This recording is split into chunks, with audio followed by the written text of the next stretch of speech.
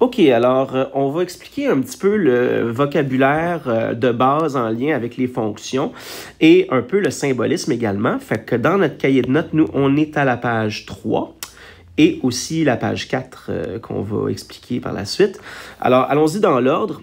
Qu'est-ce que c'est que le domaine et le codomaine? Alors, le domaine, c'est l'ensemble des valeurs de la variable indépendante ayant une image par la fonction. Alors, autrement dit, si je me prends à la page 5, la fonction qui est ici à titre d'exemple, alors on a par exemple que l'abscisse 1 qui définit ce point-là, il fait partie du domaine parce qu'il a une image et son image c'est 3. Ici sur l'axe des ordonnées, la valeur est 3. Ici par exemple, si je regarde, nous, cette fonction-là, elle est définie pour des abscisses qui vont de moins 7 à 7 exclus. Okay? Donc, ce sont ces valeurs-là d'abscisse qui ont des images, qui me retournent des Y. Okay? Alors, le domaine, ce serait de moins 7 à plus 7. Est-ce que 8, ici, a une image par la fonction? Non, 8 n'a pas d'image par la fonction. Ça veut donc dire que 8 ne ferait pas partie du domaine.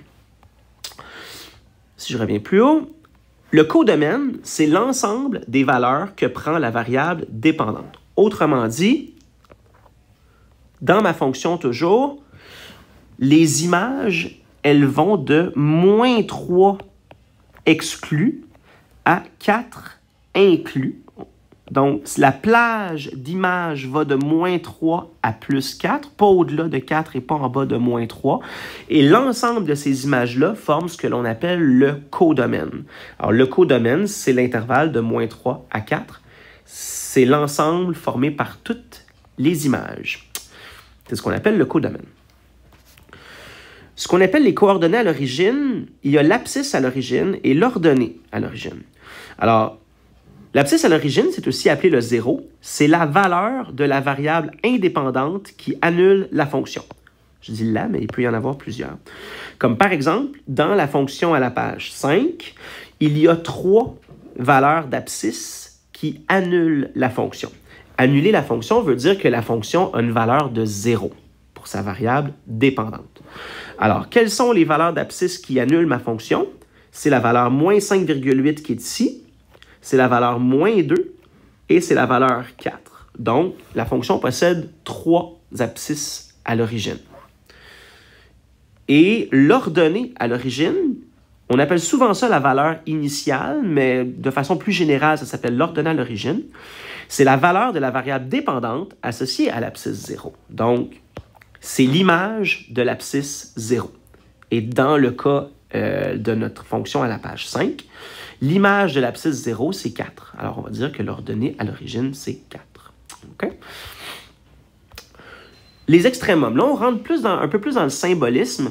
Les extrémums, ça correspond aux valeurs maximales et minimales des images. Okay? Donc, c'est la valeur inférieure du codomaine et la valeur supérieure du codomaine. Alors, il y a un max et il y a un min. Alors, ici, j'ai mis 2 fonctions ici quelconques pour donner un petit peu le sens au symbolisme qui est là. Alors, une fonction f possède un maximum en une valeur x1 de son domaine. Ça veut dire quoi? Ça veut dire que si tu regardes la fonction qui est dessinée, qui est ici, alors, elle possède ce qu'on pourrait éventuellement appeler un sommet ici, par exemple, au point qui est là. Alors, on va dire que x1 engendre une valeur maximale. Pourquoi? Parce que tous les autres x de son domaine engendrent des images inférieures. Comme par exemple, j'en ai pris un ici quelconque, j'ai pris un x quelconque, il engendre une image qui visiblement est inférieure à l'image de x1, ici. Alors, c'est le sens du symbolisme qui est en haut. Pour n'importe quel x du domaine de ma fonction, l'image de x1 est supérieure à l'image de l'ensemble des autres x. Ça veut dire que x1 engendre une image maximale. Okay? C'est le sens de la phrase. Une fonction f possède un maximum en une valeur x1 de son domaine. Okay? Et la valeur du maximum, c'est la valeur du y qui est ici, qu'on note f de x1. Une fonction f possède un minimum, donc là je suis à droite, une fonction f possède un minimum en une valeur x1 de son domaine. Ben là, c'est le contraire. Alors là, j'ai pris le même type de fonction et je l'ai comme un peu inversé pour créer le point qui est ici, qu'on pourrait éventuellement appeler son sommet, qui est un minimum. Et le sens du texte, c'est la même que de l'autre bord. C'est-à-dire, la valeur du domaine précisément ici, que j'ai appelé x1, engendre la plus basse de toutes les images, parce que si je regarde n'importe quelle autre abscisse du domaine, par exemple celle-là, elle engendre une image qui est supérieure ou au-dessus. Alors, c'est ce que ça veut dire. Pour n'importe quel x, là je suis en train de lire ici, là, pour n'importe quel x du domaine, l'image de x1, ici, l'image de x1 est nécessairement inférieure à l'image de toutes les autres valeurs du domaine. Alors, on a ici un minimum qui est f de x1 vis-à-vis cette abscisse-là qui est ici. OK? Donc, la valeur maximale et la valeur minimale, ce sont des valeurs de la variable dépendante. Ce ne sont pas des valeurs de x, ce sont des valeurs de y. À la page d'après, la variation. Alors ça, c'est... Il y a trois types de variations possibles. Une variation croissante, une variation décroissante, et une variation constante ou une variation nulle. Okay? Alors, qu'est-ce que ça veut dire, cet ensemble de symboles-là? Alors là, ici, j'ai un peu plus bas, j'ai illustré une fonction en pointillé et une partie de cette fonction-là qui est en trait plein, qui n'est pas pointillé, parce que c'est là-dessus que je veux porter mon regard actuellement. Alors, je vais commencer par la croissance, puis le reste, ben, je pense que vous accepterez que c'est sensiblement la même chose. Alors, qu'est-ce que c'est que la croissance? Bien, pour parler de la croissance, il faut prendre 2 points pour les comparer. Alors, je me dis, je vais prendre le point qui est ici, qui est vis-à-vis l'abscisse A. Et je vais prendre le point qui est ici, qui est vis-à-vis l'abscisse B. OK? Alors, je me dis, ma fonction, elle est croissante de A à B. Qu'est-ce que ça veut dire qu'elle est croissante de A à B? Ça veut dire que si je me prends n'importe quel point, OK, entre A et B, ça veut dire que les images vont toujours être en croissance. Autrement dit, dans l'intervalle concerné ici, je vais prendre 2 points pour les comparer. Je vais mettre, mettons, x1 ici, et je vais mettre, mettons, x2 là.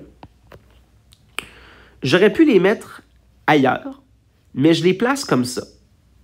Pourquoi je les place comme ça? Ben, c'est parce que je les ordonne. Je vais dire que x1 vient avant x2. Donc, autrement dit, peu importe où je les place, je vais mettre x1 à gauche, x2 à droite, pour être capable de regarder comment les y se comportent. Ici, l'image de x1, on voit qu'elle est plus basse que l'image de x2. Alors, si x1 est inférieur à x2 et que l'image de x1 est inférieure à l'image de x2, j'ai nécessairement une fonction qui est croissante sur l'intervalle allant de A à B. Et c'est ce que ici, je vais essayer de prendre un surligneur. Est-ce que je peux prendre un surligneur? Je ne suis pas encore très habitué avec ce iPad. C'est ce que le texte qui est ici veut dire. Ça veut dire que si je prends n'importe quel point x1 et x2 dans l'intervalle, moi je les ai mis là et je les ai mis là, OK? Et que je conviens que x1 vient avant x2, c'est-à-dire que je lis de gauche à droite, il va que l'image de x1 est inférieure à l'image de x2. Donc, autrement dit, de gauche à droite, les images sont en croissance. C'est ce qu'on écrit ici. Et le début de la phrase qui est là, ça veut simplement dire que j'aurais pu mettre x1 et x2 n'importe où. Autrement dit, oh, j'avais pas prévu que ça fasse ça. OK. Alors, j'aurais pu mettre x1 ici et x2 juste à côté, ça aurait été encore vrai. L'image de x1 est plus basse que l'image de x2. J'aurais pu les mettre au bout de l'intervalle, là et là, ça aurait été encore vrai. L'image de x1 est inférieure à l'image de x2. Donc, c'est ça que ça veut dire. Pour n'importe quelle valeur d'abscisse que je prends, ça m'en prend 2, je vais les lire de gauche à droite, les images vont de plus basse à plus grande. Et c'est ça la définition de la croissance quand on est évidemment dans un intervalle où la fonction est continue. S'il y a un trou dans le domaine, là, ça change la donne. Mais dans une fonction continue, l'intervalle de croissance, ça te dit que entre les bornes, la fonction ne fait qu'augmenter en image quand tu la lis de gauche à droite. All right? Et la décroissance, c'est exactement la même chose, c'est-à-dire que si je prends n'importe quel 2 points dans un intervalle de décroissance et que je les lis de gauche à droite, les images vont de plus grand à plus petit.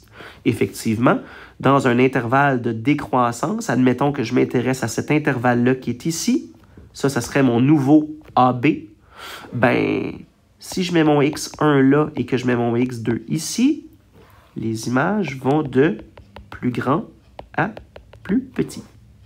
OK? Alors, c'est ce que ça dit. Et une fonction est constante entre A et B si les images ont la même valeur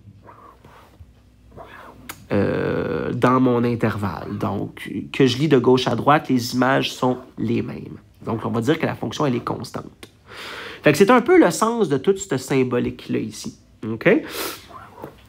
Au niveau des signes, et c'est la dernière chose ici, l'analyse des signes d'une fonction f permet de décrire sur un intervalle donné le signe des images de la fonction.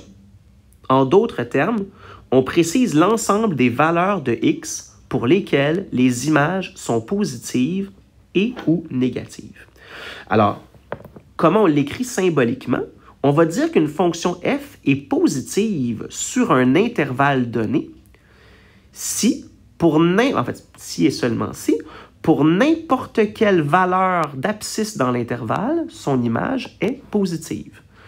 Donc, admettons que je m'en vais dans l'exercice de la page 5, qui est ici.